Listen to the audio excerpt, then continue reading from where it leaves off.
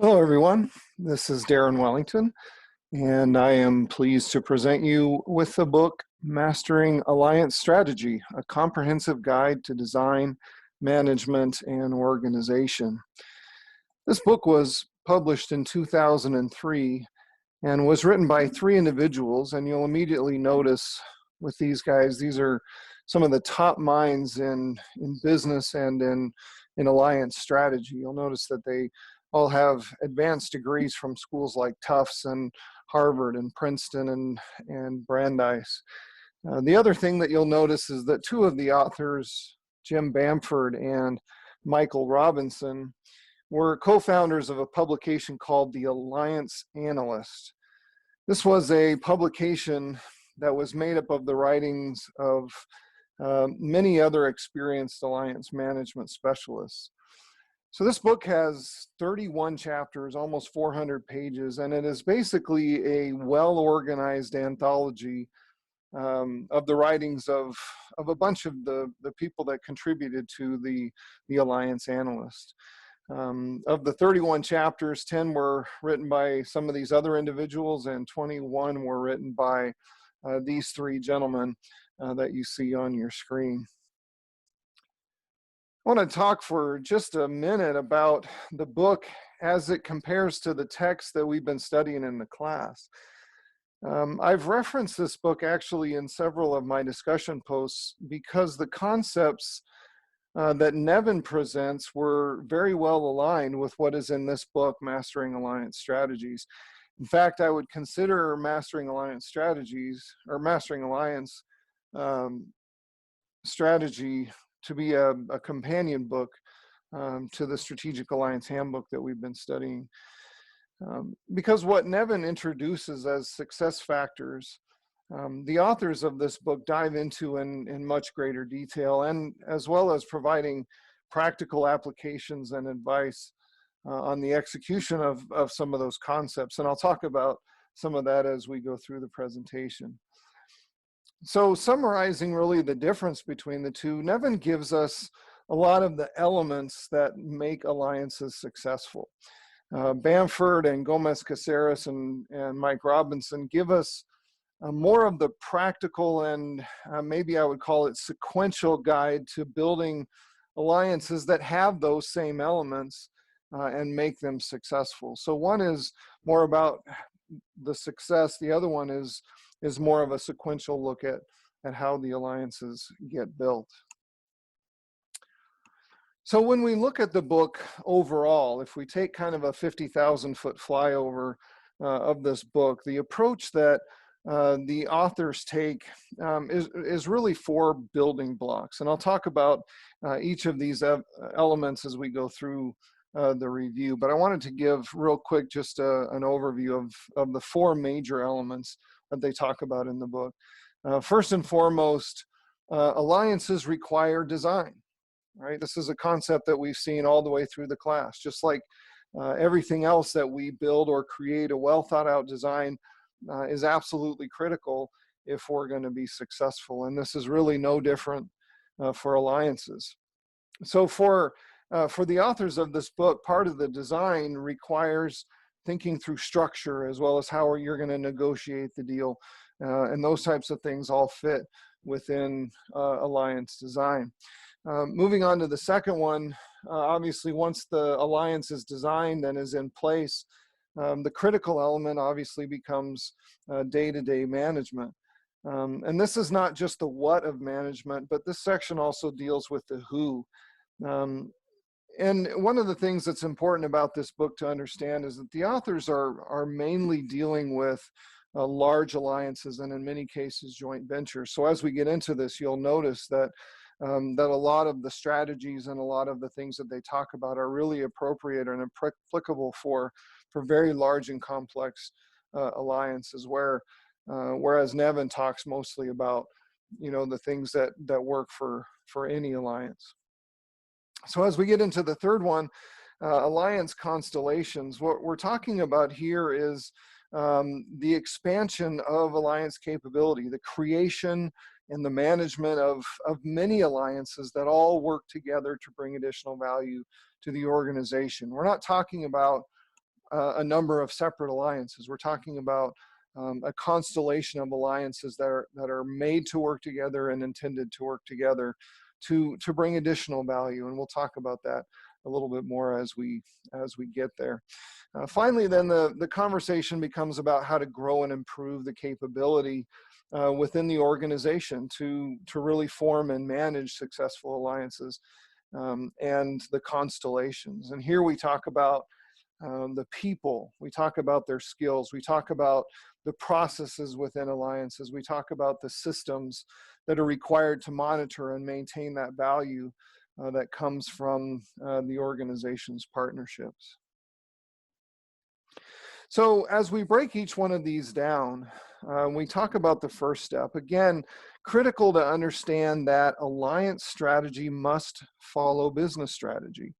Right, this is what we talked about a lot last week in our discussion about nonprofits and in Francie Ostrauer's article, right? With the foundations of these nonprofits being dictated, or with the foundations dictating these the partnerships, it becomes really difficult for an organization that that is really focused on and chasing dollars to form alliances based upon their own strategy. And we talked about how this could sometimes be detrimental because it becomes more about the strategy of the foundation than it does about the strategy of the nonprofit. And of course, it follows that the alliance will not be very successful. And I think this was pointed out in Ostrauer's article. And we'll discuss that more as we go along. So Bamford writes, the business strategy of a firm or a division must shape its alliance strategy and ultimately the design of every alliance. So in other words, the business strategy must come first, and then everything around it, the alliance strategy itself, and then ultimately the alliances individually will all line up underneath that business strategy as they should. So in this particular section, there's 8 chapters that are specifically dedicated to strategy. And many of those follow the same principles that have been spelled out in Nevin's book that we've been reading all along. And you can see that in the concepts that are being presented in this section: envisioning collaboration, talking about how you find joint value in the business value proposition, how you look at managing risk, what are the risks going into the partnership, and how are you going to manage that. Having strategy before structure, which we'll talk about here in just a minute. And then once that strategy gets set up, then we begin to talk about building the foundation, the concepts around co-opetition, which is nothing more than getting into a partnership with somebody that under normal circumstances would be a competitor, and what are the practical things to take into consideration when you're doing that.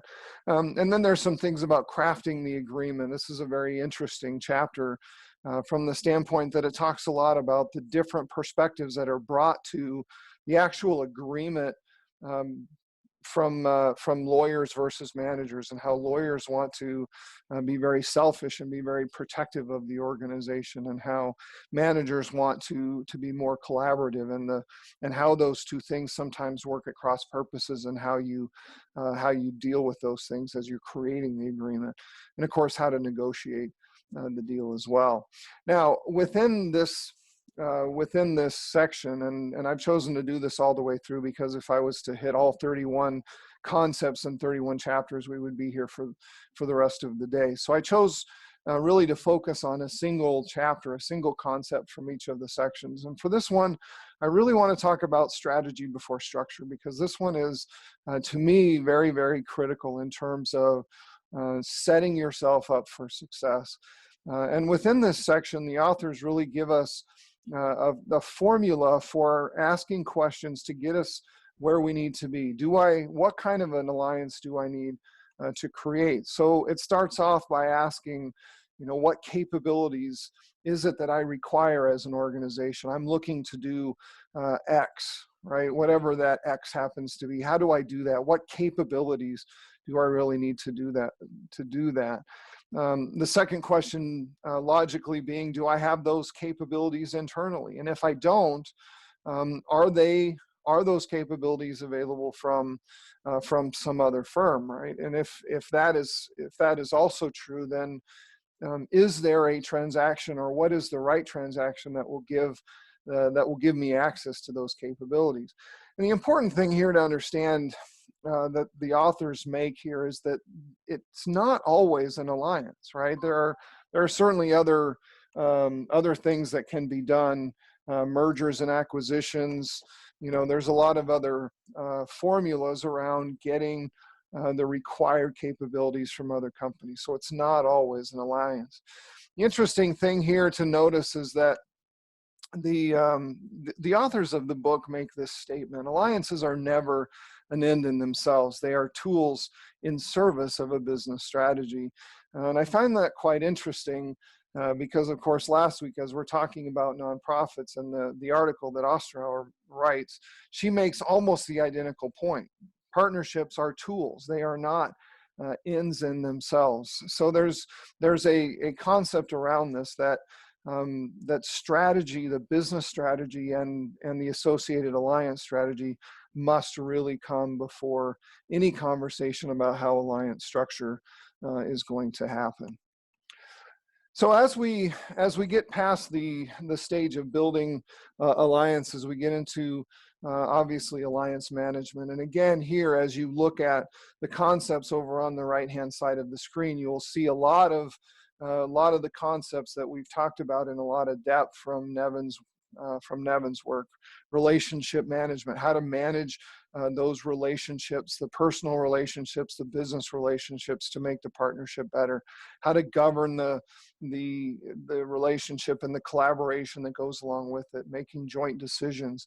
And then, of course, as you get down to the end, there's a section, of course, on why do joint ventures die? Why do they fail? What are some of the reasons around that? And how do you convert that into a methodology where you can exit from that partnership gracefully? And of course, we've talked about that in some depth in this class. What I found interesting was the middle section there, leading the relationship.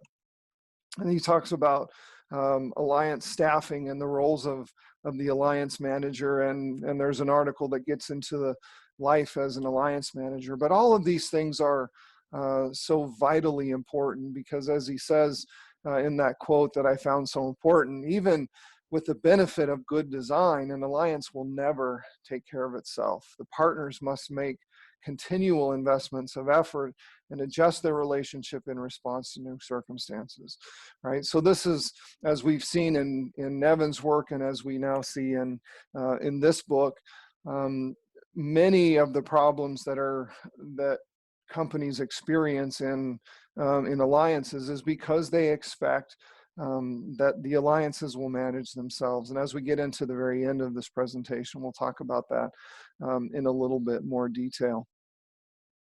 But taking that view that you have to have somebody that manages the alliance, let's look just for a second at the middle group of concepts there, talking about leading the relationship. Of course, Nevin points out that that an alliance manager is critical, and what's even more critical, if you can do it, is the ability to assign a single alliance manager to a single alliance. But this was interesting to me because I wanted to understand, what really does an alliance manager do? And amongst other things, there were three things that I found very interesting and very helpful in terms of what an alliance manager really does and what life for that person is really like.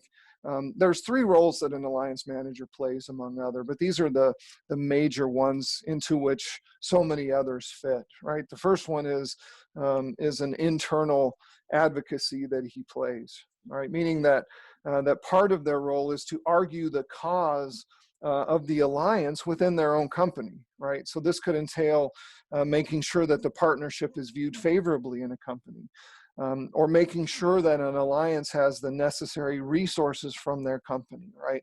So every partnership requires the contribution of resources from each company. One of the things an alliance manager does as an internal advocate is to ensure that his company is providing those resources into the partnership as it needs them.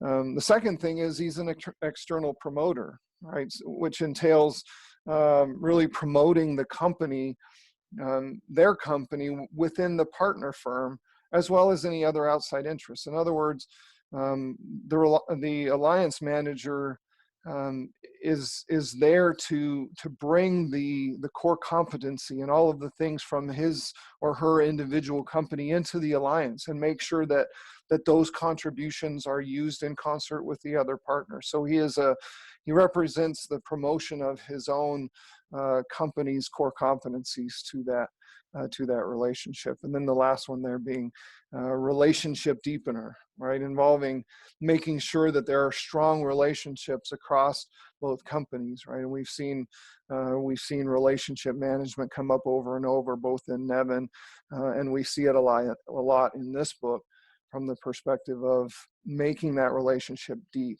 so that there are things that are developed like trust and other things that we've talked about so much.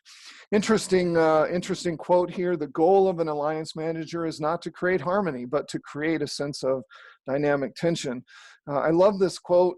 On the surface, it kind of seems to contradict what we just said about being a relationship deepener, but as you kind of gather the context around where that quote came from, it came from a CEO who basically equated the alliance manager role to the Notre Dame Cathedral. And if you've ever seen the Notre Dame Cathedral and the buttresses that form it, what you notice architecturally is that you have opposing forces that are pushing in on each other to create strength, right? So while you see harmony just in a general look at the building, what you're not seeing structurally is that there's really two opposing forces that are pushing in on each other to make that strength that comes with that architecture. So that's a very interesting quote that gets made there. We talk thirdly about alliance constellations, right? And Bamford says, because most business strategies include more than one alliance, success often depends on how the whole collection of alliances fits together. When you think about alliance constellations, what you're thinking about are companies, a set of companies that are connected through alliances that can together compete in a specific segment, right? So as you look at constellations, what you're thinking about is how is it that I can take a single alliance and add alliances to it in order to create even additional value. And some of the reasons that this would take place are things like connecting local markets together. And you can see down below from local to global, the example of Colliers. Colliers is a global real estate organization that has effectively used alliance constellations to take something that you would normally perceive of as being local, like real estate, particularly commercial real estate, and making it into a global enterprise. And the way that they did that was by creating these alliance constellations with other organizations really around the world. Coke did that with distributors, and Visa did that with companies that were were using their cards and collecting revenue and those types of things. So a lot of different reasons for alliance constellations, right? Local markets, combining the skills of multiple companies, sharing risk. Some of the same elements that we've seen as reasons for creating alliance in the first place also extend to the reasons why it's important to create an alliance constellation. One of the things that's very interesting about this particular section is that in order to really help understand what constellations are and the value that come along with it, the authors took an example from a captain in the U.S. Army in 1859. This guy by the name of Randolph Marcy wrote a book called The Prairie Traveler, and the whole intent was to help people understand how best to navigate the Santa Fe Trail as they moved in these wagon trains going from the middle of the country or even the eastern part of the country all the way out to the west. And of course, going across the plains and over the Rocky Mountains presented a tremendous amount of danger. And so he wrote this book to really help people understand how to do this effectively. And it's interesting, the authors of Mastering Alliance Strategies basically said that this book should be dog-eared and in the breast pocket of every alliance manager out there, because it's so illustrative of the good habits that an alliance manager can exercise. This just gives a few of them. I'll just go through them very quickly. Randolph Marcy talks about reasons to join a collective, right? Effectively looking out for danger, creating efficiencies as you are traveling in these wagons. Of course, we understand that from the perspective of managing risk and creating efficiencies, as we've talked about so much in our book by Nevin. Optimal size of the party. Right, Marcy says the company should be of sufficient magnitude to herd and guard animals and for the protection against Indians. So again, the concept of minimizing risk, but doing that, keeping in mind that there's an optimal size to the party. Can't be too big and can't be too small. Alliance leadership, right? The ability to effectively make day-to-day decisions. Right, you've got to elect a commander, as Marcy said. When you get together and are ready to leave, you've got to elect a commander in order to be successful along the way. The need for a collective agreement. Collective assets, collective support, right? These are concepts that we understand very easily from alliances, and how joining forces and putting assets together and putting support together is so critical. And we saw this last week, of course, with the nonprofit organizations and the foundations pushing for partnerships, because they felt like putting these collective assets and support together could create efficiencies and make the nonprofits much more effective and valuable. So Marcy talks about that, the need for collective agreements, because in theory, that concept works. Planning and budgets, right? Too much stuff would burden down the oxen team. So Marcy had said the allowance of provisions for each grown person to make the journey from the Missouri River to California should suffice 110 days. So anything more than that, and you would have trouble with your oxen. Any less than that, and you wouldn't have enough to survive. So there's a concept of planning and budgets within the collective of groups that are making this journey together. Advice of consultants, being important to listen to the right people and get the right kind of advice. And then managing expectations, right? He says on such a journey as this, there's much to interest and amuse one who is fond of picturesque scenery and wildlife, yet no one should attempt it without anticipating many rough knocks and much hard work. So the point here is there's so much knowledge to be gained by looking at this book, and how people banded together, families banded together, groups banded together in order to make this journey successful and safe, to minimize risks, to create efficiencies. And of course, once the journey was over and what they had set out to accomplish had been accomplished, guess what? The collectives broke apart and everybody went their separate ways, which as we saw last week, and we see a lot of times in business, companies and alliances that have met their expectations find ways to exit the relationship because they've fulfilled their strategy. Finally, alliance capability. The firm must not only define a business logic for its alliances,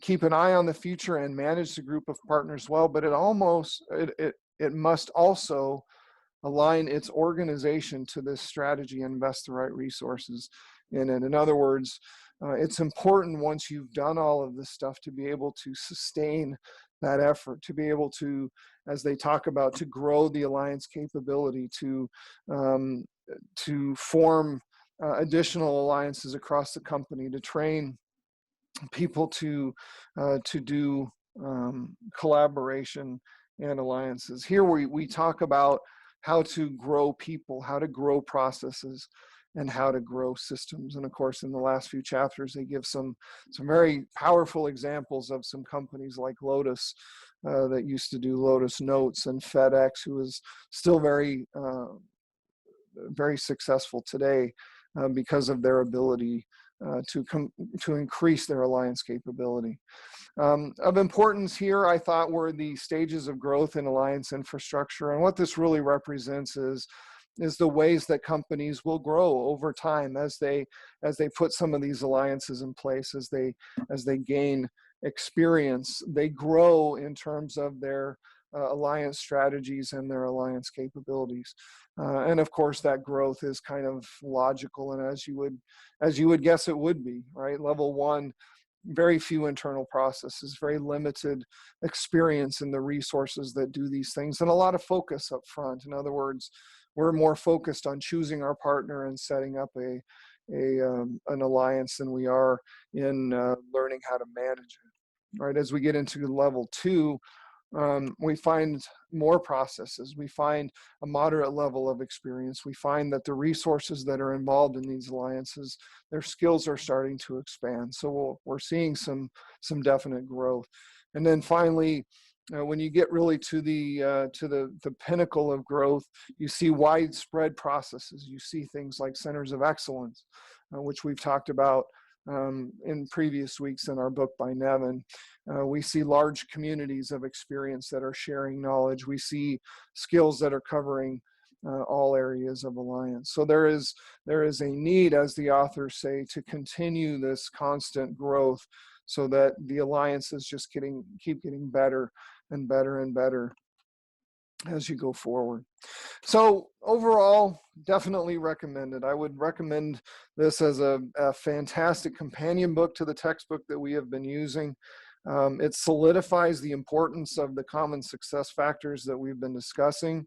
And it gives some practical knowledge and some practical perspectives on the ways that these things can be maximized as you design and manage and grow your strategic alliance. So thank you for your kind attention to this presentation. I surely hope that it was enjoyable and valuable for everyone. Bye for now.